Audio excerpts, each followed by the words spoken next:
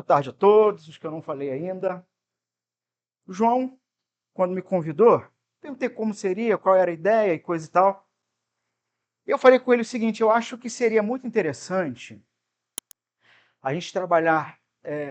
O tema proposto foi evangelismo e discipulado. E eu acho que seria muito interessante a gente trabalhar isso. Eu falei com ele uma forma de palestra barra oficina, né? Do tipo seguinte: esse é o segundo café teológico. Confere? Segundo, esse ano. Muito bem. Então, eu imagino que o outro foi com o Diego e já teve outros nos outros anos. Ou não? Tá. E aí eu imagino que vocês estão acostumados muito mais com a pessoa aqui só falando. Ok? Sim? Eu estou vendo, ninguém responde. Não se inibam com a parafernália aqui, tá? Com câmera, com nada. Sim, se possível, vocês que estão aí mais para trás, você chega mais para frente, é possível. Exatamente porque a ideia de evangelismo e discipulado, se não tiver alguns pressupostos, sendo um deles relacionamento e proximidade, é só discurso. Não serve para nada, né? Serve para fazer diploma. Então, assim, por isso essa ideia... Vocês podem aqui? Chega para cá. Eu vou fazer um monte de perguntas para vocês. Na verdade, quem vai falar hoje é quase mais vocês do que eu. Quase mais vocês do que eu. Por quê? Porque, novamente, é óbvio que o evangelismo, ele carrega, obrigado, ele carrega alguns pressupostos, tanto do conteúdo do que a gente apresenta, mas às vezes a gente, ou com o passar do tempo, alguns vão dizer que início do século XX, você tem um movimento novo chamado, que vai ser chamado depois de evangelicalismo. Eu estou com uma capa de um livro na mente, não estou lembrando o nome agora, mas que fala sobre isso. A gente tem Billy Graham como um dos expoentes dessa ideia, enfim, e outros, e outros, e outros. Que é uma ideia, nasceu mais ou menos por ali, início do século XX, e que teve seus desdobramentos bem ruins. Bem ruins. Mas uma ideia em que os grandes pregadores avivalistas e coisa e tal, e evangelistas e cruzadas evangelísticas, traziam a ideia da conversão e de uma pregação para conversão e de uma pregação que levasse as pessoas a essa compreensão de um primeiro relacionamento pessoal com Jesus. E é isso mesmo. No primeiro momento é isso mesmo. Né? Como nós dizemos, a salvação é individual. O encontro com Jesus é individual. O primeiro contato com a fé cristã e, de fato, um contato em que o Cristo, com a sua mensagem do Evangelho, quebra o teu coração e começa a fazer de você uma pessoa diferente, é um contato individual. Mas o problema é que você junta uma mensagem que era apenas individual e um tipo de evangelismo a partir dessas grandes multidões e que hoje a gente conhece como evangelismo de impacto, tá? Um tipo de evangelismo que é impacto. Grande multidão, muita gente, muito movimento, mas panfletário. Você vai juntando uma série de fatores, uma mensagem que tem o objetivo unicamente de você, conhecer Jesus, talvez, né, levantar a mão, a grande maioria era isso mesmo, e se converter. Não se sabe. Não se sabe. Você vai juntando tudo isso com a questão geracional, a questão cultural, um egoísmo humano e uma vida cada vez mais autocentrada, mais assim, independente, uma não necessidade mais de estar com outras pessoas. Soma-se a isso, aí de novo, questões de gerações, guerra de gerações, X, Y, Z, milênio, essa coisa toda. Então, é dessas gerações que eu estou dizendo. Onde você também, nesse processo, vai perdendo uma noção de autoridade. Né? Tudo se perde. Tá? E hoje a gente pensa em evangelismo, normalmente, de impacto, panfletário e que não gera relacionamento. Não gera relacionamento. Não gera comprometimento. Nem de quem está se dispondo ao evangelismo, e muito menos de quem está ali sendo evangelizado.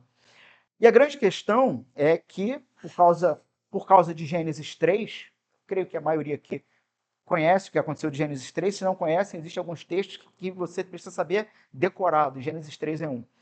A queda humana, não é? Por conta da queda humana, a separação de Deus, separação um dos outros. E aí você junta tudo isso que eu estou falando, olha que loucura, e olha como vai se complementando para o mal. Você tem o império das trevas enraizado, tá? Você tem o império das trevas. E nesse império das trevas, o padrão desse império das trevas é primeiro eu, depois eu, e se sobrar mais um pouquinho, é meu também. Ou, num outro possível discurso, você para mim, o problema é seu.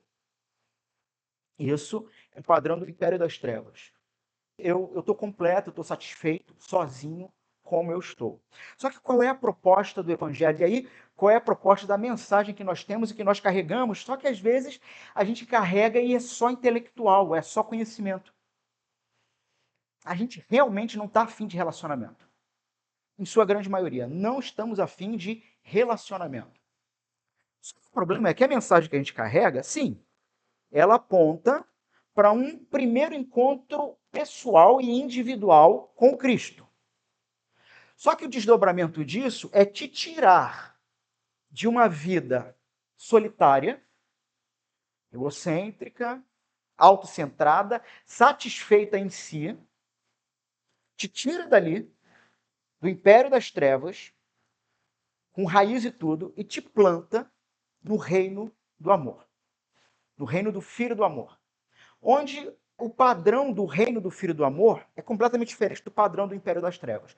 Qual é o padrão do reino do Filho do Amor? Primeira lei é amor. Amor que desdobra em relacionamento. Você é retirado do império das trevas, da sua solidão, para agora viver em comunidade. Então, é isso que a gente está anunciando. A grande pergunta é o quanto esse anúncio realmente tem alguma relação pessoal com você. Né? Porque você está anunciando que o cara não precisa mais viver sozinho, e você vive sozinho. Então, assim, muitas vezes a gente tem que consertar primeiro em casa. Primeiro dentro da igreja. Para conseguir fazer com que as pessoas lá fora cumpram o que Jesus disse o seguinte: eles vos reconhecerão quando meus discípulos, quando vocês o quê? Quem lembra do texto? Exato. E é interessante, há uma mudança de paradigma aí. Porque agora é como eu vos amei. E como eu vos amei? Abnegadamente. Não espero nada em troca. Mas muito pelo contrário, é um amor tão poderoso que te cativa e te aproxima. Então, alguns pressupostos dentro dessa ideia é de que uma vez que você se converte, e aí eis a questão, você sabe que é isso que você está levando para as pessoas? Isso que eu vou falar aqui, ou que eu já estou falando? Que uma vez que você se converte, você perdeu o teu CPF. CPF cancelado. Já ouviram isso aí? Por aí? A gente tem que cancelar CPF. Gente, existe um povo colocado por Deus nessa terra para cancelar CPFs. E não é o BOP. É a igreja. Por quê? Porque se cancelar CPF nessa alusão esdrúxula tem a ver com morte, com aniquilação, então você morre. E se de fato você não tem mais CPF, sabe o que significa? Que você não vive mais para você. Mas, de novo, a gente tem o discurso. Não vivo mais eu, mas Cristo vive em mim. É o texto bíblico. Muito bonito falar, né? Muito bonito falar. Mas até onde você conseguiria viver para valer a ideia de que... E aqui eu vou citar uma canção, e dessa vez eu prefiro não citar a fonte. Quem conhecer, conhece. Se fosse Jota Quest, não teria problema. Mas ele vai dizer o seguinte, na canção: que o meu nome morra com o meu corpo e que o seu nome seja lembrado, seja reconhecido, algo assim a letra. Que o meu nome morra com o meu corpo. Dentro dessa ideia, desse pressuposto, se eu não tenho mais CPF, o que eu estou querendo dizer é que eu agora falo e vivo não somente a partir daquele que é o rei, daquele que é o cabeça, que é o próprio Cristo, mas aí, de novo, uma coisa que a gente esquece, que o evangelicalismo fez isso, com a sua individualidade. A gente pensa assim, eu só falo e vivo pelo rei. Não. A igreja é o desdobramento, é o produto final, é o entregável do fim do mês do trabalho de Jesus. Jesus viveu 33 anos, trabalhou, né? 33 anos, especificamente 3, a gente pode colocar assim, objetivamente, para um entregável final, para um trabalho, para ele apresentar ao pai dele o resultado do seu penoso trabalho. Quem? Entendam, não foi, não foi o João, sabe? Não foi a Cláudia, a Rafaela, Bruna. Quem está sendo salvo não é você, é o povo de Deus. É a igreja do Senhor. E aí eu vou trazer uma frase polêmica. Eu vou parafrasear, tá? A ideia é essa. Quem tem Deus como pai, tem a igreja como mãe. Que isso, pastor? Isso é católico. Eu abro as institutas e mostro para vocês João Calvino falando isso. João Calvino falando isso. Porque nós, e a gente estranha esse tipo de coisa porque nós perdemos a preciosidade do entregável de Jesus, o que é a igreja e a comunhão da igreja. E assim, a gente está evangelizando as pessoas com uma mensagem que desdobra em sair do mundo do império das trevas para ser colocado num reino de pessoas que perderam CPF, porque todas agora respondem umas pelas outras, então não é só por Jesus. Respondemos uns pelos outros. Ai daquele, ai por onde, daquele que vier o escândalo. Por quê? Porque vão falar assim, olha lá, e diz que é cristão. Olha lá o cristão. Ou seja, você não responde mais por você. Você responde por Jesus. E você carrega, carregando o nome de Jesus, você carrega o nome de todos os seus irmãos. E aí pensa a grandeza disso. Começa com uma igreja local, onde numa igreja local a gente começa devagarzinho, lá nas primeiras aulas, lá pequenininho, criança, você começa devagarzinho a aprender isso, mas uma igreja, começando na igreja local que tem a intenção de nos levar para o planeta Terra e ir por todo mundo, não é isso? Então, assim, um exemplo aqui, tá? Tive que chamar a atenção uma vez de uma pessoa sobre uma determinada postagem no Instagram. Recente esse ano. E a pessoa reclamou. Mas o Instagram é meu particular. Falei, não, você não tem Instagram. Quem disse que o Instagram é seu? Você não tem Twitter. Agora não tem mais mesmo. Você não tem Facebook. Você não tem status do WhatsApp. Quem disse que isso é seu? Me lembrou uma fala de um filme, eu não vou repetir. Cidade de Deus. Quem disse que a boca é tua? Quem disse que isso aqui é seu? Quem disse que isso é seu? Isso não é seu. Isso que você posta carrega o nome de toda a tua igreja. E carrega o nome do teu Senhor e Rei. Você não tem Instagram. Você não tem Facebook. Você não tem vida. Porque a tua vida está nele. E, novamente, a grande questão é o quanto você está disposto, e aí sim, de uma certa forma, eu estou parafraseando Marco Teles. Quanto você está disposto, sendo tocado por esse evangelho, quebrado por esse evangelho, ver a sua vida sendo virada de cabeça para baixo, numa situação que nem você consegue explicar, porque aquilo te fascinou a cabeça, aquilo te enlouqueceu. E você não se importa com mais nada nesse mundo, porque você percebeu que nada é seu, mas que você usufrui de absolutamente tudo pela graça daquele que perdoou o teu pecado. Né? Então, assim, eu estou colocando aqui pressupostos, e vocês estão vendo que eu não estou com anotação nenhuma, porque eu falei, bom, eu quero ter com o grupo hoje, eu até perguntei tinha perguntado, né, para o João, vem cá, é lá em cima, é muita gente, como é que é? Ele, não, o grupo da igreja, tal, a gente vai estar por ali, vai estar mais próximo. Eu falei, beleza, essa é a ideia. Porque são esses primeiros pressupostos, ou isso que eu estou fazendo, trabalhando e falando com vocês, são os primeiros passos que eu começo a fazer com pessoas que chegam na igreja. E assim, sim, normalmente chegam 3 tipos de pessoas numa igreja. Não cristãos, e esse grupo, infelizmente, acaba até sendo menor em muitos lugares, né? Chegam, mas é menos, normalmente é menos. Não cristãos, e com eles é do zero, do zero, do zero, vocês. E, gente, não sei se vocês já tiveram a chance de ensinar a Bíblia para não cristãos. Vocês conhecem o livro Discipulando com a Bíblia? Eu esqueci o nome do autor. É um laranjinha, Helm, alguma coisa, Helm, David Helm.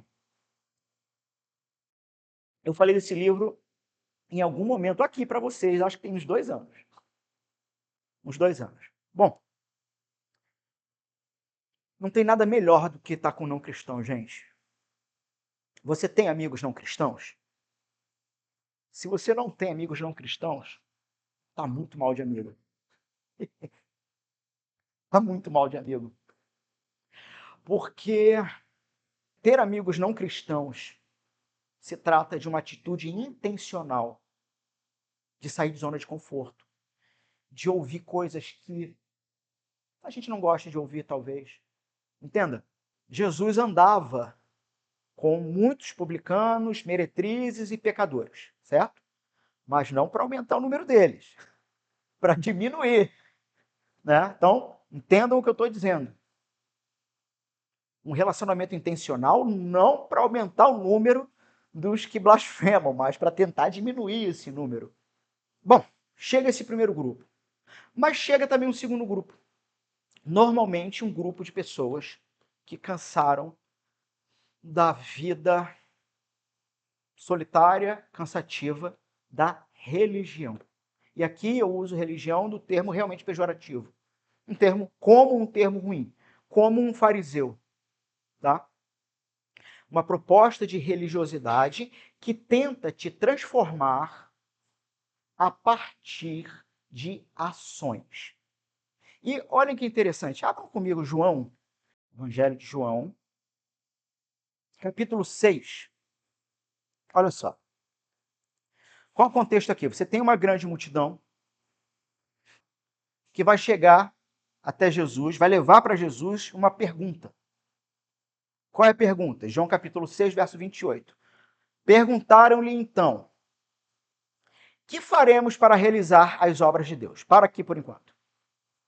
Que faremos para realizar as obras de Deus? E assim, você tem uma multidão, você tem lá Jesus já, todo mundo em volta dele e tudo mais.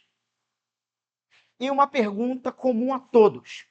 E aí, Jesus lhes respondeu 2 pontos, certo? Eu fico imaginando assim. Olha só, Jesus lhes respondeu 2 pontos. A obra de Deus é esta. 2 pontos. É assim que está na tua Bíblia? 2 pontos. Eu imagino que quando Jesus falou assim, o que eles perguntaram? Perguntem para mim. Tá. Aí Jesus, assim, a obra de Deus é esta. 2 pontos aqui me parece uma espécie de suspense, uma espécie de, sabe? Se prepara que eu vou falar. 2 pontos, eu respiro. Nessa de respirar, eu fico imaginando a grande multidão ali em volta, puxando na hora o caderninho, a caneta. É agora. Para realizar a obra de Deus. É agora. Ele vai falar, ele vai falar. Silêncio. É agora. O que devemos fazer, que faremos para realizar a obra de Deus? A obra de Deus é esta, é agora. Crede naquele que ele enviou.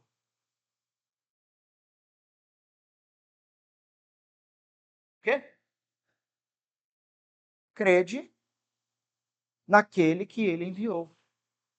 Porque a proposta da religião, e agora usando um tom positivo, religião, a proposta da religião cristã não é uma religião de afazeres, é uma religião de fé. Você quer realizar a obra de Deus? Creia. Creia. E o grande problema da religiosidade morta é que ela abandona a proposta de realmente fazer a obra de Deus, que é crer, e começa a te impor peso, peso, peso. E você vai cansando daquilo. Você entra ano, sai ano, e vai fazendo aquilo, e vai fazendo, e vai fazendo, e parece que não tem fim, parece que as coisas não mudam, e vai fazendo, e vai fazendo, e você ali em volta continua a mesma coisa, vai fazendo. E daqui a pouco você já nem mais fala da sua fé para ninguém ao seu redor, sabe por quê? Porque nem você aguenta mais essa fé. Qual é o grande problema? É que você deixou o evangelho para trás. O terceiro grupo que chega são as pessoas que, pela graça de Deus, Deus envia pronto. Esses são os mais raros, tá? Esse aí eu estou precisando dos 3 ou 4. Pronto, o cara está pronto. É só chegar e bota na frente da briga. Está pronto. Né? Mas, a partir então desses pressupostos de que a proposta de Jesus sempre foi anda comigo, ouça Deus falando, que era o próprio Cristo falando. Como que as pessoas ouvem Deus falando andando contigo? A palavra. Ou seja, anda comigo. Veja como eu vivo. Veja como eu lido com as questões da vida. Ouça Deus. Ou seja, leia comigo. Entendes o que lês? Está entendendo isso aqui? E isso vai exigir, de novo, autoabandono. E de novo, gente, quanto vocês estão dispostos a isso? Porque, de novo, ano que vem, pode ser que vocês me chamem para falar sobre algum outro tema, no mesmo grupo. E está o mesmo grupo aqui do mesmo jeito. Por que isso? Porque um ambiente como esse ele é muito bom, excelente, para a gente dar umas pancadas em vocês, entendeu? Para acordar, para sacudir. Mas se isso aqui, ou se tudo que vocês ouvem os domingos, nas EBDs, nos encontros e tudo mais, se vocês já não vêm de casa com a predisposição de realmente deixar de ser menos você para ser mais Jesus, vivendo a partir dos desejos dele, se isso já não nasce na vinda para cá, deixa eu falar um negócio para vocês. Vocês estão perdendo um tempo danado. É perda de tempo. É perda de tempo. Sabe aquele negócio? Se todo o seu problema fosse uma palestra, eu te mandava um vídeo do YouTube. Nosso problema não é palestra. Nosso problema é, crendo na palavra, viver a partir dela com outros que, inclusive, nos auxiliam a nos corrigir na palavra. E numa gradação em que realmente nada mais nesse mundo passa a ter sentido, se não for em Cristo e por Cristo. Eu sempre trabalho, então, com as pessoas 3 perguntas, tá? E aí eu vou fazer 3 perguntas. Primeiro, pedindo voluntário. Se ninguém falar, o primeiro que é baixar a cabeça quando eu perguntar é esse que eu chamo. Eu sempre trabalho essas 3 perguntas. Seja com o não cristão, eu trabalho com o não cristão. Eu trabalho o livro que eu falei, Discipulando com a Bíblia, que, gente, é abrir a Bíblia. É abrir a Bíblia, e ali o livro ele te dá indicações. Ó, o cara é não cristão, usa esse livro, esse livro. O cara é cristão, mas está meio... lê com ele esse livro. Aí, trabalha essas perguntas aqui no capítulo tal, enfim. Ou eu trabalho o catecismo de Heidelberg, o catecismo mais pastoral que existe. Mas, como eu falei, a grande maioria que chega são pessoas quebradas.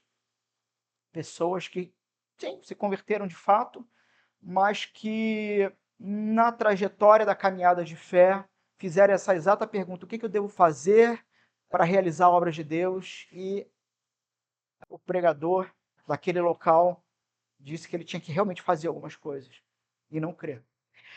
O Tim Keller, que todos devem conhecer, se não, o pastor Tim Keller, ele vai dizer no livro Igreja Centrada, ali no início, o seguinte: não confunda o evangelho com os resultados do evangelho. E esse é o grande problema nosso. Não confunda o evangelho com os resultados do evangelho. E aí eu faço as 3 perguntinhas que eu já vou fazer, tá? Mas para que vocês entendam o que o Keller está querendo dizer e do que eu estou falando. Você gosta de cantar louvores ao Senhor? Sim? Vocês gostam de retiro cristão? Vocês gostam de estar junto, comer, orar? Vocês gostam disso? Sim? Culto? Vocês gostam disso? O não cristão gosta? Qual a diferença? Por que você gosta e o não cristão não gosta? Já para pensar nisso? Paulo vai dizer lá em Colossenses, já estou até me adiantando aqui, lá em Colossenses 1, do verso 3 ou 4 até o 6, se eu não me engano, 6 ou 7, Paulo vai dizer o seguinte, ele abre, né? Paulo, tá aí, Paulo, Timóteo, tal, servos, tal, apóstolo, não sei o quê. Aí ele, graça e paz e tal. Aí, verso 3, se eu não me engano. Sempre que lembramos de vocês, igreja de Colossos, igreja que ele não plantou, sempre que lembramos de vocês, oramos e damos graças a Deus pela vida de vocês, porque chegou até nós que o evangelho, a palavra da verdade, criou em vocês amor por Jesus, perdão, fé em Jesus, amor pelos santos, os santos ali é a igreja, e uma esperança para a eternidade. Então, o dia que vocês quiserem pregar algum sermão por aí, vocês já tem 3 pontos, tá? O que o evangelho faz com uma pessoa? Primeira coisa é fé em Jesus. Segundo, essa fé em Jesus necessariamente desdobra em amor pela igreja, amor pelos santos, que te leva a uma determinada esperança que não está mais limitada a isso aqui, mas uma esperança para a eternidade. Tudo bem. E aí ele vai dizer o seguinte: isso está acontecendo com vocês da mesma maneira que está acontecendo no mundo todo. Onde esse evangelho chega, ele está fazendo isso, ele está frutificando e crescendo. A ideia de frutificar e crescer ali no texto está no tempo verbal grego chamado auristo. O que é auristo? Não tem uma tradução perfeita no português, o mais próximo disso seria o gerúndio. Vocês sabem o que é o gerúndio? Já viu aquelas igrejas que a pessoa fala assim, vamos estar orando? Sabe o que significa? Que nunca mais vai parar de orar. Vamos estar, né? Vou estar te passando no call center, né? Para o setor necessário. Tu vai morrer ali, porque vamos estar passando significa que, né? Acabou. Fica aí. A ideia do auristo é adnegação, horizonte. Não tem horizonte, não vejo o fim disso. O evangelho, ele está lá em Colossenses 1. O evangelho, ele dá crescimento e frutos continuamente, como uma espiral. Como uma espiral. A pergunta que eu faço é o seguinte: se isso é realidade, e é, porque a palavra está dizendo isso, por que eu sinto que minha vida tem altos e baixos? Por que eu sinto que eu tenho hiatos na vida? Por que eu não sou constante? Por que às vezes parece que eu estou no alto do monte, no outro momento eu estou no fundo do vale? Eu já vou explicar isso, do porquê. E quem vai explicar isso é Pedro, na segunda carta dele. Mas Paulo fecha esse trecho que eu estou falando em Colossenses, dizendo assim: isto está acontecendo com vocês desde o dia que, isso é legal, porque Paulo está botando um marco temporal. Desde o dia que, ou seja, antes daquele dia isso não acontecia. Mas desde o dia que, ponto, que vocês ouviram e entenderam. Podem ler depois em casa, Colossenses 1.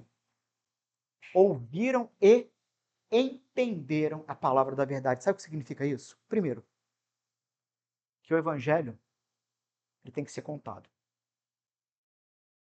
Mas ele tem que ser contado de uma forma que faça sentido. Porque eles tiveram que entender. Ali foi o estalo.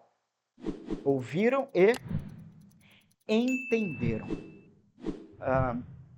a palavra da verdade, né? O evangelho. Foi isso que aconteceu com vocês. É por isso que vocês gostam de culto. Por isso que vocês gostam de cânticos cristãos, de cantar ao Senhor e tudo mais. É por isso. O não cristão, não. Então, a pergunta que eu fiz tem relação com o resultado. Você lê Bíblia? O não cristão lê? Não. Ele não ouviu, não entendeu? Ele não mudou. E aí, o que o Keller está querendo dizer com não confunda o evangelho com o resultado? Ele está querendo dizer o seguinte. É que eu estou segurando para não dar spoilers, porque eu vou fazer a pergunta ainda. Ele quis dizer o seguinte. O líder dos jovens chega para mim e para o pastor. Pastor, a gente tem que fazer alguma coisa. Porque os jovens estão meio desanimados. O jovem está desanimado, está meio parado, está tudo negócio. O outro lá já está pensando, está tentação. A gente tem que fazer alguma coisa. Rapaz, é mesmo? Qual é a proposta? Não, olha só, vamos fazer um retiro. Poxa, um retiro? Um retiro. Um louvorzão. Vamos fazer um louvorzão. Dá uma animada, bota uma fumaça, vai ficar legal. Então, o problema desse tipo de proposta, ou quando alguém chega para você e fala, poxa, eu estou fraco na fé, normalmente qual é o primeiro conselho que a gente dá? Vai ler Bíblia. Não é isso? Vai ler Bíblia. Para de ouvir essas músicas do mundo. Não é isso que a gente faz? Nós estamos ensinando essas pessoas a depositarem fé nos resultados. Porque eu só gosto de ler Bíblia porque o Senhor me fez outro. Mas se a fonte é Ele, é óbvio. Entendam o que eu estou querendo dizer, tá, irmãos? É óbvio que tu vai encontrar Ele na Bíblia. Mas o ponto é, tá, a Bíblia nesse ponto não é um bom exemplo. O louvorzão, o retiro. Por que nós gostamos? Porque o Senhor me tirou do império das trevas e botou no reino comunitário que aprende a se amar todo domingo. Ou dia a dia. Ok? Quando eu digo para você, você tem que fazer mais coisas, eu estou dizendo para você que a razão da sua esperança está no que você faz. E não naquele que modificou o seu coração. Entenderam a diferença? O jovem está desanimado, chama ele num canto, vai tomar um café e fala assim, rapaz, eu vou te lembrar de novo a razão da sua fé. Porque o evangelho é poderoso para isso. E a partir disso, você vai se engajar novamente. Porque é o Espírito que vai te conduzir. Não é você que vai se autoconduzir. Muito bem. As 3 perguntas que eu sempre faço. Primeira, o que é o evangelho? Já perguntaram isso para vocês? Ótimo. O que é o evangelho? Então vamos lá. Normalmente quando eu pergunto isso, as pessoas têm a tendência a me responder a segunda. Não foi o caso. Porque a segunda é exatamente, tá, então me conta. Então me conta o evangelho. Porque a primeira pergunta, o que é o evangelho, tem a ver com conceito. Conceitualmente. Você sabe do que se trata? Você sabe o que é? E dentre tantas explicações que eu vou dando para as pessoas, acho que é mais fácil para as pessoas guardarem Romanos 1:16. Não me envergonhe do evangelho, porque ele é poder de Deus para salvar o judeu e o grego. E talvez alguém perguntaria, mas por que o evangelho é o poder de Deus? Vocês sabem? Porque o evangelho é o poder de Deus. Por que não é outra coisa? Já pararam para pensar nisso? Por que não é outra coisa? Verso 17. Aí já é pegadinha do meu discipulado. Verso 17. Porque por ele se revela a justiça. E aí, de fé em fé, o justo viverá pela fé. Como está escrito, né? De fé em fé, o justo viverá pela fé. E aí você tem que se perguntar o seguinte: o que é a justiça? Do que está sendo tratado com o tema a justiça de Deus, né? Você vai lembrar depois de Paulo lá na frente, inclusive, dizendo o seguinte: o problema dos fariseus da época dele é que eles negaram a justiça que provinha de Deus para criar justiça pessoal. Engraçado, né? Parece que Paulo escreveu isso agora há pouco. E aí sim, dentro desse tema, porque, vejam, o Evangelho, então, Boa Nova, uma história. Deus resolveu revelar a justiça dele não como um compêndio, uma enciclopédia acadêmica, mas com uma história. Ok? E essa história tem um objetivo último: revelar a justiça. Porque e a ideia de revelar, você tem um apocalipse, um descortinar de algo que a humanidade não sabe. Uma determinada justiça que vem da parte de Deus. O Evangelho, então, ele traz essa revelação, ok? E aí, a partir disso, você conta do que se trata o Evangelho. Né? Mas a grande questão é que, de novo, esse Evangelho, isso que vocês já sabem, precisa desdobrar para o passo seguinte: o relacionamento e o discipulado. Eu quero trabalhar com vocês uma lição que eu trabalhei ontem com uma pessoa. Abram aí 2 Pedro. Assim, a segunda pergunta, né, eu não falei essa, me conte o Evangelho. Mas para a gente ganhar tempo, essa é a segunda pergunta. Me conte o Evangelho, me apresente o Evangelho. E eu ensino as pessoas, ponto a ponto, sabe? Você pode usar criação, queda, redenção, consumação. Você pode usar, bom, mas o ponto é a realidade humana e o que Deus fez para resolver isso, né? Você pode usar a ideia da má notícia e a boa notícia. Uma coisa interessantíssima. Falei uma vez isso para um grupo e eles ficaram assustados. Num primeiro momento, o nosso objetivo de pregar o evangelho não é fazer com que as pessoas se convertam. Falei, como assim? Bom, primeiro, quem converte é o Espírito, óbvio. Mas, segundo, porque o primeiro objetivo de pregarmos o evangelho é para a glória de Deus e para testemunho do que ele fez. E no processo, alguns vão ser salvos e outros não. Né? E aí, de novo, por que isso é um pressuposto importante? Porque não deixa eu aguar a mensagem. Porque eu não estou querendo converter ninguém. Eu estou querendo glorificar a Deus com a mensagem dele. Faz sentido isso para vocês? Entenderam a ideia? Então, antes aqui de 2 Pedro, uma outra característica. O evangelho, então, é uma mensagem contada, não encenada. Você não encena o evangelho. Vocês já imaginaram o William Bonner, abertura do Jornal Nacional? E aí ele vai fazer aquilo que a maioria diz o seguinte: pregue o evangelho, se for preciso, use palavras. Já viram essa besteira? Né? Imagina o William Bonner vai fazer isso. Porque o evangelho é uma notícia. A turma lá teve que ouvir e entender. Então, o Bonner vai dar notícia. Não precisa usar a palavra, eu não vou usar. A abertura do Jornal Nacional. Boa noite. Ele pega um barco, um caiaque, sei lá, bota em cima do balcão, o pessoal a produção dá para ele lá 2 remos, ele sobe no caiaque, bota uma capa de chuva, o pessoal vem com um regador assim em cima dele, assim, ele fica meio desesperado e coisa e tal, começa a se debater no caiaque, começa a coisa, e daqui a pouco o caiaque vira, ele se estribucha assim, e a câmera filmando tudo. E morre. Ele levanta, tira a capa, arruma a gravata, próxima notícia. O que vocês entenderam? Nada. Você tem uma ideia. Que também, que pode ser qualquer coisa. Por isso que o evangelho tem que ser contado, não encenado. Ou seja, você prega o evangelho no seu trabalho? Prego. Como? Com o meu testemunho. Tu tá maluco, cara? Teu testemunho não vai salvar ninguém. Não é você, não é o evangelho.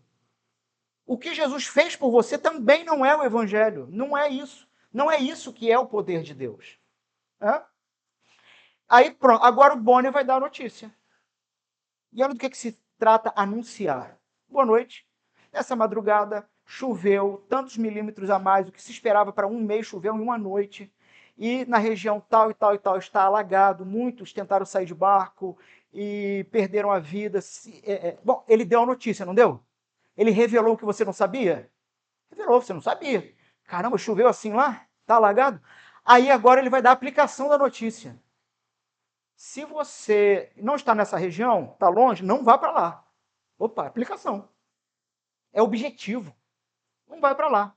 Se você está aí, está num lugar seguro, ligue para o número tal.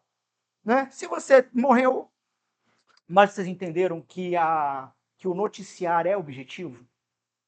É objetivo, senão ninguém entende. Vamos então trabalhar aqui, nos 15 minutos que me restam. Vamos tentar. 2 Pedro, deixem aberto aí. A gente vai analisar essa passagem. Mas uma pergunta antes aí. Eu queria que vocês respondessem. Quando você imagina o tipo de pessoa que você deseja ser, espiritualmente falando, tá? Que tipo de coisas você vê? Uma outra forma de perguntar isso é: em que aspectos você quer crescer espiritualmente? Vamos lá. 2 ou 3 aí, dá 1 ou 2 exemplos. Vou repetir. Quando você imagina o tipo de pessoa que deseja ser espiritualmente, que tipo de coisas você vê que precisam mudar, crescer, modificar, melhorar? Talvez a gente pudesse reunir essa ideia e outras que passou pela cabeça de vocês, resumir, né, com a seguinte frase: o que eu imagino, o tipo de pessoa espiritualmente que eu preciso ser, que precisa melhorar, modificar. Talvez a gente pode resumir como sermos cada vez mais ativos e frutíferos em nossa fé. Acho que resume bem praticamente tudo que a gente possa pensar. Ser cada vez mais ativo e frutífero na nossa fé. E por que que esse resumo é interessante? Porque são os termos que Pedro vai usar nesse texto. É disso que Pedro vai estar falando. Vamos lá? Bom, Pedro vai trazer aqui para a gente, então, uma série de instruções para a vida cristã. Instruções que serão como um avanço na maturidade espiritual. Então, abriram aí? Eu vou abrir aqui o meu também. 2 Pedro, capítulo 1. Eu vou começar do verso 1, tá? Seria do verso 3, mas eu vou começar pelo verso 1. Então, verso 1 e 2, a apresentação de Pedro. Simão Pedro, servo e apóstolo do Senhor Jesus Cristo, aos que conosco obtiveram igualmente fé preciosa na justiça do nosso Deus e Salvador Jesus Cristo.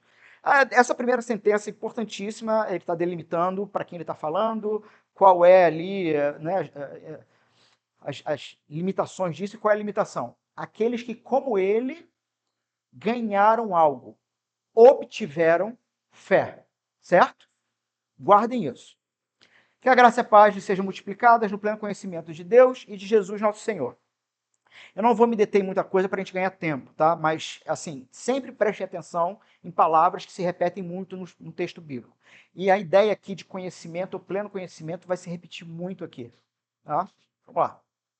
Verso 3. Olha Pedro dizendo: pelo poder de Deus, nos foram concedidas todas as coisas que conduzem à vida e à piedade. E aqui, muitos irmãos mais carismáticos se quebram desse texto. Por quê? Por causa de uma falsa ideia de que tem alguma coisa escondida. Tem uma segunda bênção. Tem algo ainda que, talvez de forma gnóstica, né, um conhecimento que só para os iniciados, para que Deus te dê mais coisa. E Pedro já está dizendo, não. Tudo que você precisa para as coisas mais importantes, Deus já te deu. Quais são as coisas mais importantes? Primeiro, a vida. Vida como o contrário de morte. Né? Como o evangelho que chega e te tira da morte. Mas no segundo termo, piedade. Piedade é aqui um sinônimo para santidade, vida piedosa. E a gente vai perceber isso no próprio contexto aqui, tá? E aí, de novo, pelo pleno conhecimento daquele que nos chamou para a sua própria glória e virtude. Por meio delas, ele nos concedeu as suas preciosas e muito grandes promessas, para que por elas vocês se tornem coparticipantes da natureza divina. Em que sentido ele está falando aqui? Lê depois da vírgula.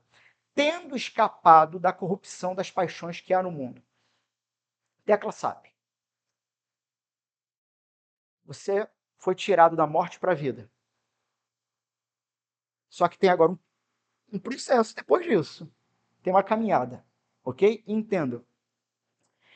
Nessa minha fala, e eu tratando isso com cristãos quebrados que chegam, é porque eu preciso capacitá-los para a obra de evangelização e discipulado. Talvez num primeiro momento vocês vão ter que fazer isso uns com os outros. E não porque você está quebrado, mas talvez porque você está pouco se relacionando. Se você não está se relacionando com o seu irmão da casa, você não vai se relacionar com o não cristão. Não vai. E vai ser difícil ir por todo mundo e fazer discípulo, porque se é para fazer, significa que o cara não é. Não é isso? Ou seja, discipulado a gente faz com quem? Também. Com quem não é crente, gente. Faz discipulado com quem não é crente. Se no processo o cara se tornar um discípulo, o que, que você faz? É Jesus diz, batiza. Em nome do Pai, do Filho e do Espírito. Ou seja, põe para dentro da casa. Aí tu vai atrás de outro. E vai atrás de outro. E assim vai.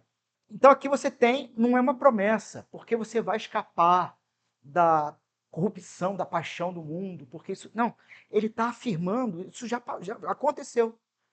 Tendo escapado das corrupções, das paixões que há no mundo.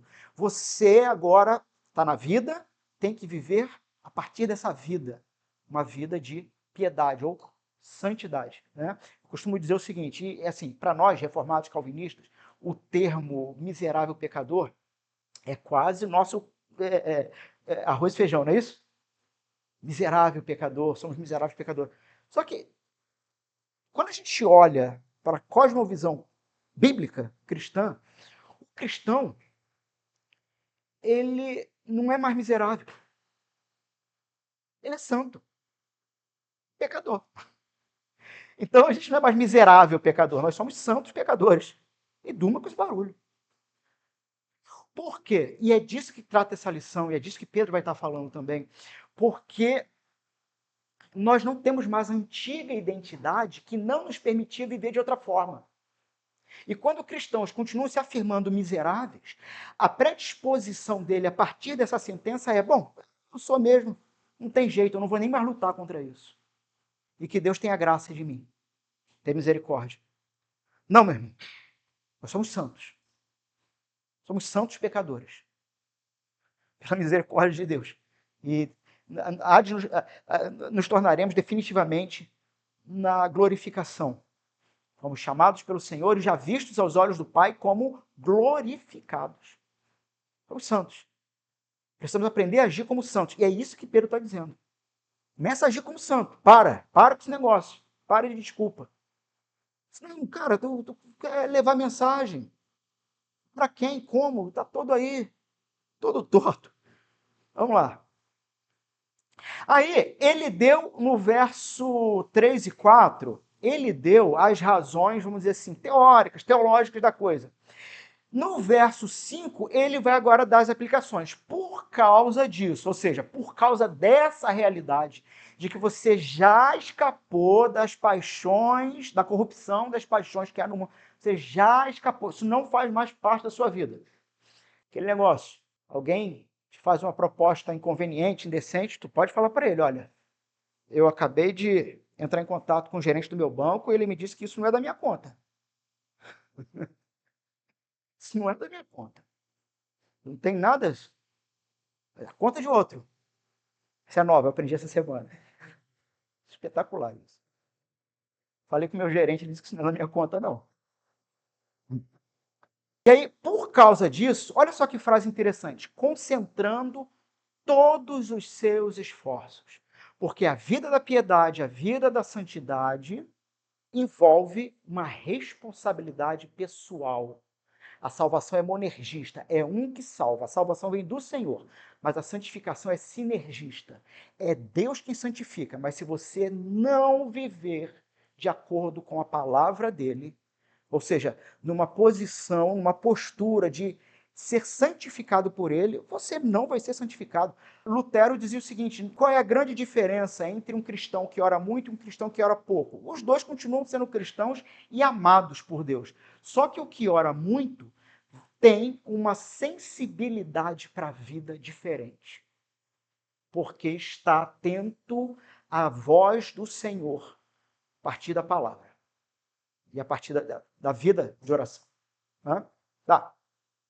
Concentrando todos os seus esforços, intencionalmente, você passa a ter uma vida em que a realidade do que eu disse no início, você não tem mais CPF. Ou você vive para o Senhor, ou é melhor morrer. Ou vive para o Senhor, ou larga tudo isso aí, porque só vai fazer vergonha, só vai trazer escândalo para o nome de Deus e para o reino dele. Então, diligentemente, concentrando todos os seus esforços. Olha só, acrescentem a fé que vocês têm, a virtude. O primeiro A é craseado, correto? Sabe por quê? Porque ele não está dizendo que você tem que criar fé. Ele parte do ponto que você tem, porque ele parte do ponto que você é crente. Porque lembra o que ele falou no verso 1? Aos que conosco obtiveram fé. É Pedro dizendo, eu estou falando com aqueles que, igual a mim, ganharam uma coisa que a gente não tinha, fé. Sabe qual é o problema da sua vida? O problema é que você ganhou algo de Deus e não foi discipulado. Não está sabendo trabalhar o que Deus te deu. E Pedro vai dizer agora o que tem que fazer então. Então você é cristão. Você tem a fé. Mas e aí? E aí? Que bom, tu tá todo errado aí. Não está sabendo fazer. Aí ele vai dizer, acrescentem a fé, que vocês têm a virtude. Não vou me deter em todas as palavras. Virtude aqui é pureza. Então, assim, a primeira coisa daquele que crê no Senhor Jesus é intencionalmente, concentrando todos os seus esforços, é trabalhar para que essa fé se conecte com o que o texto vai chamar de pureza de vida. E aí você pode cantar aquela musiquinha, cuidado, olhinho que olha, boquinho que fala, ouvido e tudo mais. Porque é disso mesmo. É disso que o texto está falando. A virtude, o conhecimento aqui, percebe que repetiu a palavra? Conhecimento aqui sempre linkado ao conhecimento da palavra ou ao conhecimento do Cristo. Então, eu gosto de pensar o seguinte, se você está buscando só pureza, só virtude, mas não acrescenta isso conhecimento, você vai virar um carismático emocionado. Né? Porque você não tem a palavra. Você só está ali buscando aquela pureza, pureza, pureza, e no fim das contas você vai se tornar um fariseu legalista. Ao conhecimento, domínio próprio, perseverança, perseverança, piedade, a piedade, fraternidade, amor fraterno, e a fraternidade, o amor. É interessante. Começa com fé e termina com amor. Se não tiver amor, serve para nada. Se tudo que você faz na sua vida não tiver amor, não serve para absolutamente nada. Se no teu trabalho as pessoas não percebem que você faz aquilo com zelo, com amor, e é óbvio, porque amamos a Deus, né? Porque trabalhamos para Deus e não por patrão, não para quem quer que seja, é para Deus. Se não há amor, é melhor morrer. Perdendo tempo. E aí, verso 8. Por quê? Essas qualidades estando presentes e aumentando cada vez mais, farão que vocês não sejam nem inativos nem infrutíferos no pleno conhecimento do nosso Senhor Jesus. Ok? Ok. Então, olha só, gente. Pelo que Pedro está dizendo aí, no verso 8, se fizermos as coisas que estão do 5 ao 7, seremos cada vez mais ativos e frutíferos na fé. Que é isso que a gente quer, não é? Sermos ativos e frutíferos na fé. Agora não vários que já falaram, hein? Tem que ser outros. Como você... Olha para essa lista de 5 a 7 e responda. Como você acha que está vivendo em relação a essa lista? Qual é a sua realidade pessoal sobre essa lista? Se você se comparasse a essas qualidades aí, como você avaliaria o seu progresso? A pergunta é pessoal? A pergunta é... incomoda? Gente, a gente foi tirado do Império das Trevas para ser incomodado. Sabe? É isso. Discipulado tem relação com você primeiro ser incomodado profundamente, para depois incomodar os outros. Mas tem que ser incomodado. As perguntas difíceis têm que ser feitas e respondidas com honestidade. Senão é panfletário. E aí? Como você acha que está vivendo em relação a essa lista de Pedro? Evangelismo discipulado se trata disso. Isso sabe como é que se chama? Treinamento. Se você não aprender a se expor para os seus irmãos, você não vai conseguir evangelizar ou discipular ninguém. Porque as pessoas claramente vão perceber que você só quer mais um número no banco da tua igreja, que você não está preocupado com a vida dela. Porque tu não abre nem a tua. É isso. E aí? Como você vê seu progresso, a sua vida em relação a essa lista?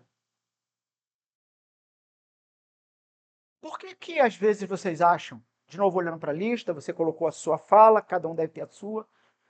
Porque olhando para isso aí, né, diante das respostas que vocês deram, poxa, eu tenho dificuldade nisso, talvez aqui. Antes de concluir, eu realmente espero que nenhum de vocês ache que tá 0-0, tá? Não falei nada não, que eu tô tranquilo aqui. Antes vocês vão ter que fazer um gabinete com o Joel aí. Porque ninguém tá. Ninguém tá. Por que às vezes é difícil crescer espiritualmente? Que desafios você enfrenta quando se trata de fazer as coisas que Pedro listou aqui? Mais um voluntário para a gente fechar isso aqui. Por que é tão difícil? Para você, tá? Não vem. Use a primeira pessoa do singular. Por que é tão difícil crescer espiritualmente? Que desafios você enfrenta quando se trata de fazer as coisas que Pedro lista? Ou de se tornar a pessoa que você quer ser? A luta contra sua natureza. Ok, boa resposta. Mais alguém? Um camarada me falou ontem assim, cara, falta de vergonha na cara. O outro falou, preguiça. Preguiça. E aí teve uma pessoa que assim, se tem alguém aqui assim, eu já falei, o gerente disse que não é da minha conta, não quero saber. Eu vou falar o que aconteceu ontem. Uma pessoa com muita propriedade, até impostou a voz na hora de falar. O que eu percebo é que a grande dificuldade que eu tenho para essa lista e para crescer e tudo mais tem a ver com o meu TDAH. Porque, e foi falando, me subiu assim uma. Eu falei, não, deixa rolar, deixa rolar. Ok? E assim, para a pessoa, porque a pessoa é diagnosticada mesmo, e ok. Se para ela é isso, é isso.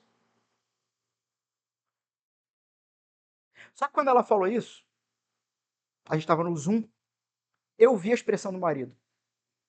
Aquela expressão como quem diz, de novo tu puxou essa carta? De novo. Mas assim, aquela expressão rápida, que assim, eu vi. E eu falei assim, o texto vai falar. Preguiça, falta de vergonha, lutas contra a própria natureza. Tudo isso, de fato, são desafios reais. Mas me parece que Pedro vai identificar uma outra coisa, um algo a mais. Um de vocês pode ler em voz alta o verso 9? Se Pedro fosse um rapper, largava o microfone e saia do palco agora. De acordo com Pedro, qual é a real razão para não crescermos espiritualmente? Quando eu fiz essa pergunta, o esposo começou a rir. Ele não segurou. Porque ele entendeu o que eu estava falando, de onde eu ia chegar. Porque ele entendeu. De acordo com Pedro, qual é a real razão para não crescermos espiritualmente? Se dá pelo fato de que esquecemos como nossos antigos pecados foram purificados e estamos tentando sermos santos a partir de nós mesmos. Ou de uma realidade que já não é mais a nossa. Uma falsa identidade criada por nós mesmos, porque tiramos os olhos e o foco do Cristo que nos dá a nova identidade, para de novo cair o disjuntor do evangelho, né? E de novo eu começo a desempenhar, de novo eu começo a fingir que sou outra pessoa e tento convencer a Deus, as pessoas e a mim mesmo que eu não sou tão mal assim e que eu seria capaz de coisa melhor. Porque e aí o problema do reformado, né, do miserável pecador, bom, é isso mesmo, vou lutar o resto da vida contra a minha natureza e olha, eu vou ceder. Entender um ponto. Falei para eles, o problema de vocês, eu falei, o seu problema não é preguiça. O seu problema é que você esqueceu de Jesus. O seu problema não é TDAH. O seu problema é que você esqueceu quem é que define quem você é. E não é um diagnóstico que define quem você é. Você não é um diagnóstico. Ninguém é um diagnóstico. Nossa identidade está em Cristo. E eu não vou ler o artigo, nosso tempo estourou, mas basicamente o artigo aqui, dentro dessa lição, é: precisamos voltar a lembrar da justiça passiva que nós temos, porque a justiça ativa é de Jesus. Jesus nos justifica. O grande problema, quando esquecemos que a nossa justiça é passiva, é que tentamos ativamente criar justificativas para tudo. E aí, é o TDAH, é a preguiça, e por aí vai. Entenderam o ponto? O Evangelho nos traz a realidade de que em Cristo fomos feitos completamente justos. Então a gente tem que começar a viver a partir disso. E nós temos que ensinar aos não cristãos, a partir da compreensão deles em relação ao Evangelho, que a vida se desdobra pelo pressuposto de que você não precisa mais se render a nenhum ídolo, a nada que tente te dar justificação própria. Jesus te liberta dos ídolos. No capítulo 6 aqui, desse livro, o tema é ídolos do coração, ele vai falar sobre fé. Ele vai dizer o seguinte, que a gente precisa aprender a descobrir qual é o pecado por trás do pecado, ou qual é o ídolo por trás do pecado. Via de regra, e ele vai dizer que os nossos pecados mais visíveis acontecem porque nós perdemos a fé e olhamos para alguma outra proposta de justiça ou de identidade. Sabe? É o status, é o consumo, é o diploma, Estão entendendo? É quem é casado, é quem é solteiro, é quem tem mais filho, quem tem menos filho, esse tipo de coisa. Qualquer coisa que você tente usar para se parecer superior a outros. E aí a proposta daqui é espetacular. Identificando qual é o ídolo, bota ele no octógono e chama Jesus. E deixa Jesus encaçapar ele. Igualzinho fez com os deuses do Egito. Porque não bastava só livrar o povo do Egito. Deus tinha que humilhar os deuses do Egito para que eles tivessem fé só nele. Deus tinha que dar uma surra neles com as 10 pragas. Foi isso que Deus fez. Uma surra nos ídolos. Nós temos que aprender a não tentar mais, por conta própria, vencer os nossos ídolos, mas colocar eles de frente com Jesus. De frente com Jesus. Equiparar eles. E deixa Jesus quebrar as pernas dele.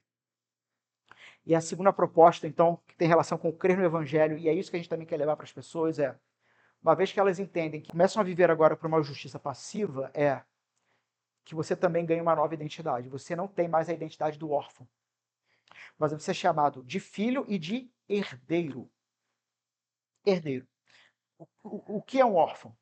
É aquela criança que, quando descobre que naquele domingo vão famílias visitar o orfanato procurando crianças, aquela criança vai entrar num frenesi desesperado, tentando agradar aquelas famílias a qualquer custo, para ver se é amada e levada para casa. E quando a gente esquece que a nossa identidade é a identidade de filhos, vivemos com pires na mão diante de Deus, desesperados, tentando comprar o amor dele com nossas migalhas de pão. Faz sentido isso? E isso é escravizador. Você não vive como filho. Você não está liberto. Você ainda está preso a uma falsa identidade. Fechando. Nosso evangelismo e nosso discipulado na plantação da igreja são sinônimos. Literalmente. É sinônimo. Você aprende sobre o evangelho, você aprende sobre missão, você passa a viver intencionalmente a partir dessas realidades, abrindo mão de questões pessoais em prol do reino, em prol da missão. A pergunta é, você está afim? Se tu não está afim, cara, olha só. O evangelho não te obriga a absolutamente nada. Aí os legalistas ficam doidos com essa frase. Como assim? O evangelho não te obriga a absolutamente nada. Qualquer coisa que você faça por obrigação dentro de uma igreja, você está agindo como fariseu, porque esse era o problema deles. Eles cumpriam a lei. Mas Jesus diz que eles são hipócritas. Sabe por quê? Hipócrita não é quem fala e não faz. Hipócrita, naquele contexto, é aquele que faz, mas não quer. Mas faz. Porque qual era o problema deles? Não desejavam no seu coração viver daquela maneira. Mas faziam. O evangelho não te obriga a nada. Se você faz por obrigação, você faz em outro espírito e não do evangelho. E aí eu falei, os religiosos ficam doidos com essa frase, não é? E os liberais, os licenciosos soltam fogos. Aí você vira para eles e fala assim, mas o evangelho também nunca mais vai deixar você viver como você quer. Como assim? Porque ao mesmo tempo o evangelho não te obriga a nada, mas também nunca mais deixa você fazer o que você quer. E outra, tu nunca mais vai pecar em paz. Por quê? Porque a proposta do evangelho é matar você. Entendeu? Ele não vai te obrigar. Você não vai ser obrigado a abrir mão da sua vida para que outros vivam. Você não vai ser obrigado a isso. Você não é obrigado a isso. Mas se isso não é algo que você tem, o seu papel, sendo um cristão, é pedir que ele mude a sua disposição. Que ele mude você. E aí, ele que já está te matando todo dia um pouquinho, vai atender seu pedido. Ele mata você, te faz nova criatura. E essa nova criatura agora ama viver conforme o padrão dele. E não é por obrigação, é por amor. Amém? Fechamos aqui.